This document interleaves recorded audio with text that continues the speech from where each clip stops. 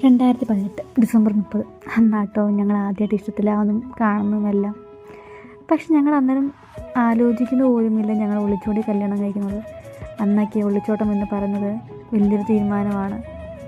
അതും നാട്ടുകാരെ പേടിച്ചിരുന്ന കാലം.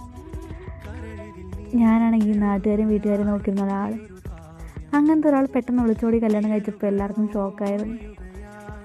പക്ഷേ ആ ഒളിച്ചോട്ടം ചെയ്ത് ശരിയാണെന്നൊരിക്കലും പറയാൻ പറ്റില്ല. കാരണം വീട്ടുകാരെ കരയിപ്പിച്ചു, കുടുംബക്കാരെ കരയിപ്പിച്ചു, എല്ലാം ഉണ്ടാവും. പക്ഷേ അതിനുശേഷം ഞങ്ങൾ ജീവിക്കുന്ന 2 വർഷത്തോളം കാലം ഞങ്ങൾക്ക് കൂടുതൽ അറിയാൻ പറ്റി. കൂടുതൽ ഞങ്ങളെപ്പറ്റി ഞങ്ങൾക്ക് മനസ്സിലാക്കി.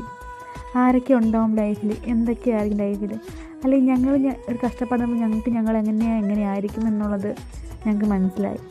അതിനൊക്കെ ഈ ഒരു ഒളിച്ചോടവും കല്യാണവും എല്ലാം ഞങ്ങൾക്ക് വേണ്ടി വന്നു. അതുകൊണ്ട് ഒരാഗ്രഹം വന്നാലും ഒരുമിച്ച് കഷ്ടപ്പെട്ട് നേടുക എന്നുള്ളതായി ഞങ്ങളുടെ ലൈഫിൽ. അതൊക്കെ രസമാണ്.